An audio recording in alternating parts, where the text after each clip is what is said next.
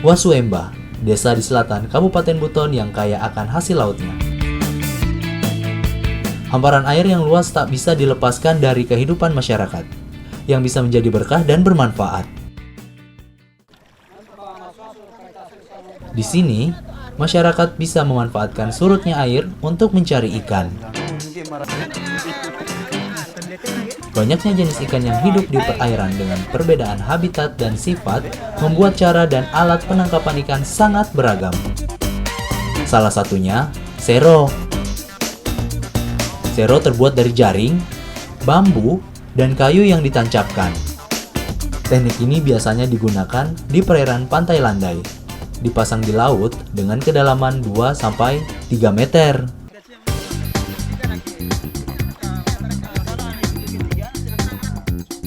Sero umumnya terdiri dari 4 bagian, yaitu pintu atau lidah, sayap, badan, dan ruangan utama.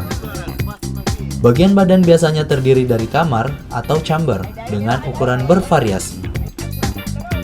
Bagian pintu utama atau lidah memiliki panjang yang berbeda-beda. Untuk sebuah sero, ukuran besar panjang lidah bisa mencapai 300 hingga 500 meter. Cara kerja sero mengandalkan sifat ikan yang umumnya suka berenang menyusuri pantai. Saat berenang di pantai, inilah ikan akan dihadang oleh lidah sero dan tergiring masuk ke dalam kamar. Ikan yang telah masuk ke dalam mengalami kesulitan untuk keluar dan akhirnya terperangkap di dalam sero. Ikannya pun sangat beragam dan berukuran dari yang kecil hingga besar.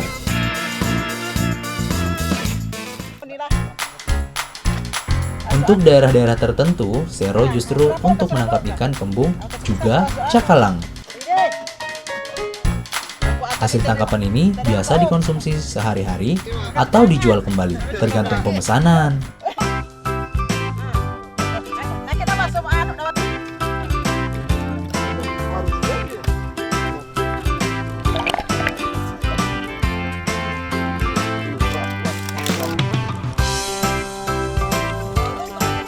Nah, kalau ini mau aku bawa ke desa untuk diolah jadi santapan nanti.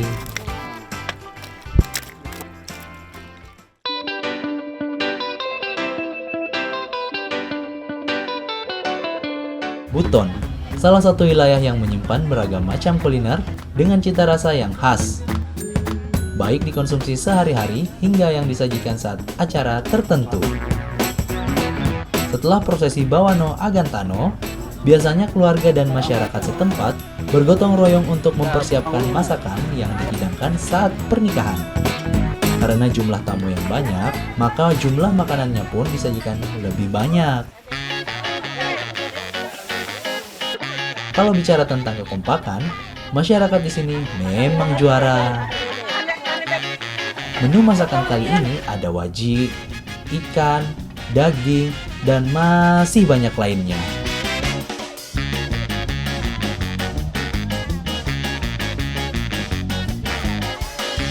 Wajik, satu dari beragam kekayaan kuliner Indonesia. Kue ini memiliki beberapa sebutan yang berbeda-beda di setiap daerah. Seperti di Sumatera, disebut pulut manis. Selain menjadi oleh-oleh, wajik ketan berwarna coklat gula merah juga digunakan dalam hajatan maupun sebagai hantaran pada suatu upacara pernikahan yang diberikan dari mempelai laki-laki kepada mempelai perempuan, yang melambangkan sebagai harapan hubungan pernikahan keduanya akan selalu lengket, harmonis dalam sebuah rumah tangga yang indah dan manis. Amin.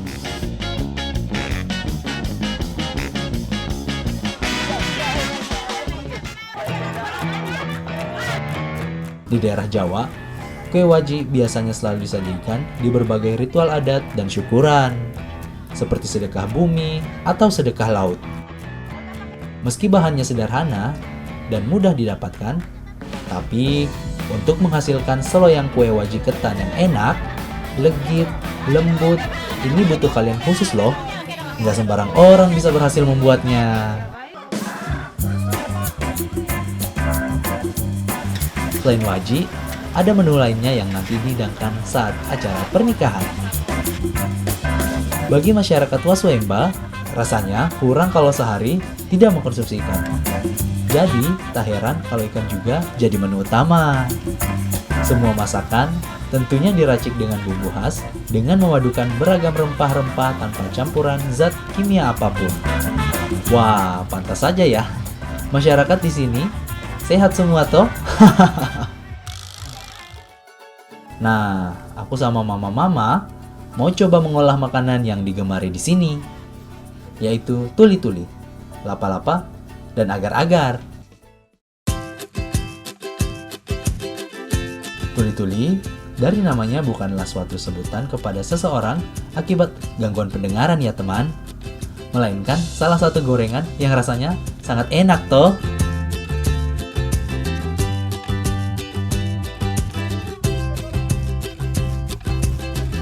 Gorengan yang berbentuk angka 8 ini berbahan dasar singkong yang dihaluskan dengan cara diparut, lalu digepek atau diperas airnya keluar hingga mengering. Mama, ternyata sudah siapkan yang sudah digepek nih teman. Jadi bisa tinggal goreng. Asik toh?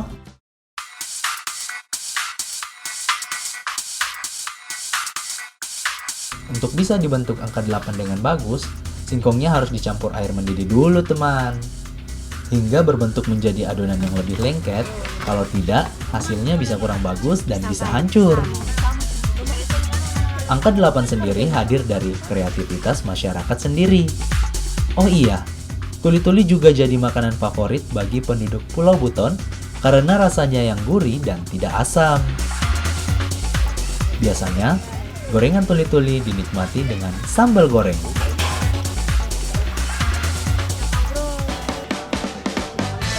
Selain tuli-tuli, ada lagi nih ragam kuliner lainnya. Lapa-lapa merupakan salah satu makanan khas Sulawesi Tenggara. Semua etnis di sini sudah tahu bahwa yang dimaksud itu jenis makanan khas. Penyebutan lapa-lapa sama semua, baik etnis Buton, Muna, Tolaki, Wawonii, dan Morunene, serta Wakatobi. Makanan ini memiliki rasa yang lezat dan gurih, semakin nikmat kalau dikonsumsi dengan olahan ikan.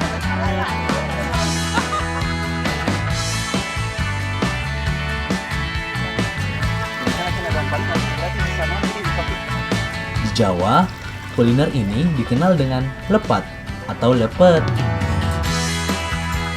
Namun, cara memasak lapa-lapa ini berbeda dengan lepet di Jawa.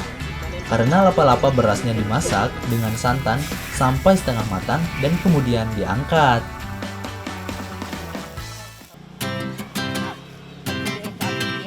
Setelah itu, lapa-lapa didinginkan dan dibungkus dengan bale atau janur.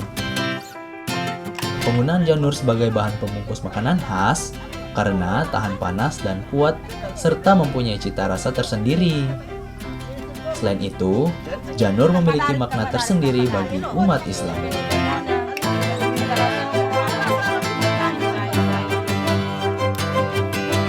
Janur kependekan dari kata Jatiningur, yang artinya hati nurani.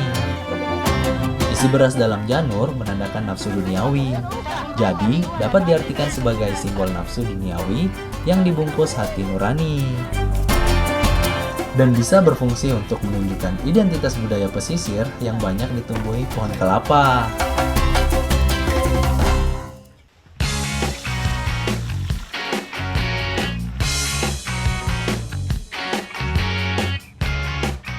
Nah, kalau agar-agar di sini seperti agar-agar pada umumnya, sering dikonsumsi sehari-hari atau disajikan saat ada acara tertentu. Agar-agar ditemukan sejak 350 tahun yang lalu. Awalnya, agar-agar amat populer di Jepang. Pada masa itu, seorang utusan dari Cina pada masa dinasti Tang membawa agar-agar ke Jepang. Zaman dulu, agar-agar dibuat dengan peralatan tradisional dengan mengeringkan agar-agar yang sudah dicetak lewat bantuan sinar matahari. Agar-agar yang sudah berbentuk batangan dapat dimanfaatkan penggunaannya dalam waktu yang lebih lama sehingga bisa disimpan. Di Indonesia sendiri, agar-agar mulai dikenal pasar sejak tahun 1971. Wah, sudah lama juga ya teman. Sampai saat ini keberadaannya eksis digunakan sebagai makanan pencuci mulut dengan varian rasa.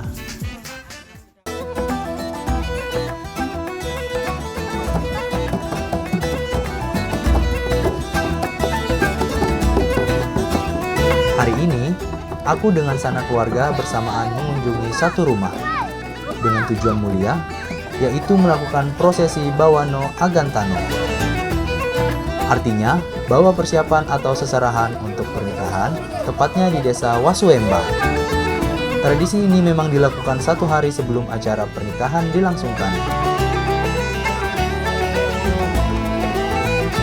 Bawaannya seperti pisang, beras, hingga kerbau dari rumah calon pengantin pria ke tempat pengantin wanita.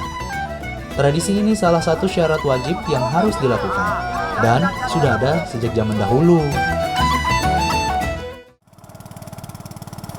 Mengeksplor keberagaman kuliner di Kendari memang tak ada habisnya. Sulawesi Tenggara punya potensi keanekaragaman hayati perairan yang cukup tinggi. Salah satu organisme akuatik yang mempunyai nilai ekonomi adalah kerang pokea. Pokea merupakan jenis kerang air tawar, diperoleh dari Sungai Pohara yang mengalir dari hulu Rawa Aupa dan bermuara di Teluk Batugong yang terletak di Kecamatan Lalonggasu Meeto, Kabupaten Konawe.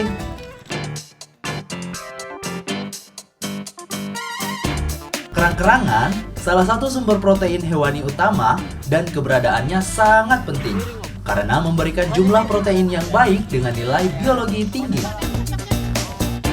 Protein kerang-kerangan dikategorikan sebagai komplit protein, yaitu memiliki kadar asam amino esensial yang tinggi.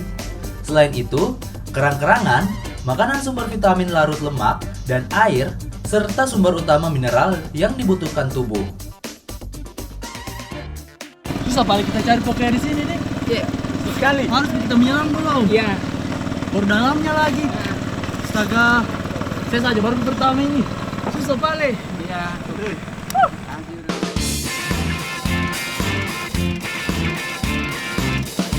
Masyarakat punya caranya tersendiri untuk mencari pokea. Kalau aku ini hanya menggunakan sampan dan turun langsung deh ke sungai. Mengandalkan kaki untuk meraba bagian dasar sungai tempat pokea berada. Pokea ini tersohor sebagai sate. Seperti apa ya pembuatannya?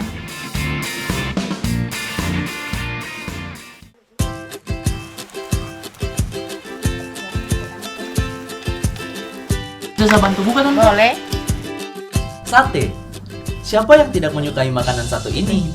Nyatanya sate sudah ada sejak zaman sebelum Masehi. Seperti sate pada umumnya, sate ini disajikan dengan bumbu kacang. Coba Nathan tuh.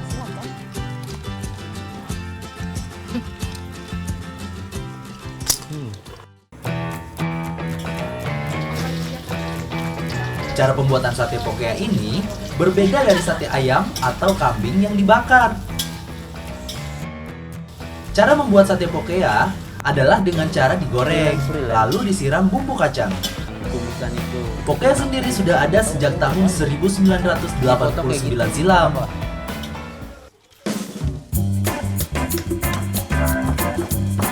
Bumbu-bumbunya pun masih alami. Begitupun dengan cara pembuatannya yang masih tradisional, tapi tidak mengurangi kelezatan bumbu kacangnya. Rasa pedas dan manis terasa sekali pada sate pokea.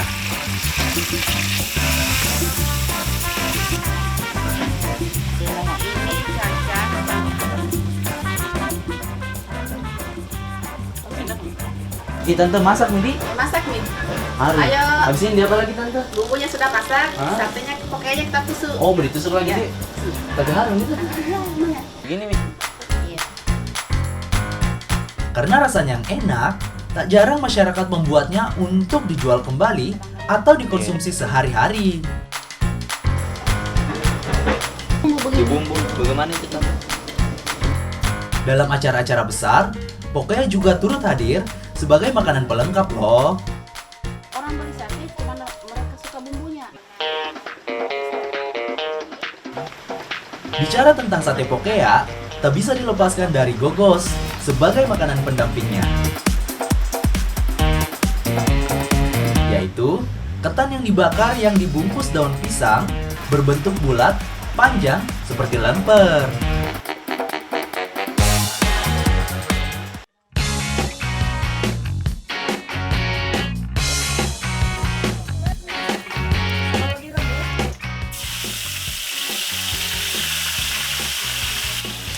Tak hanya dibuat sate, Pokea juga bisa dijadikan sayur dengan kombinasi sayur-sayuran.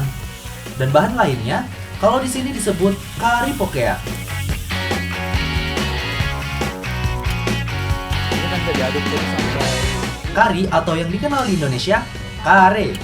Sebutan untuk berbagai jenis hidangan berkuah yang dimasak dengan rempah-rempah hingga mempunyai cita rasa tajam dan pedas. sampai dah. Kari berasal dari Asia Selatan, terutama dari India yang telah meluas ke seluruh negara di kawasan Asia Pasifik dan Eropa. Bumbu dan rempah-rempah yang digunakan untuk membuat kari sangat beragam dan tidak terbatas. Mama-mama di sini memang jago mengolah makanan. Tak perlu diragukan lagi rasanya toh. Karena semua bumbu dan bahannya tidak menggunakan zat kimia apapun.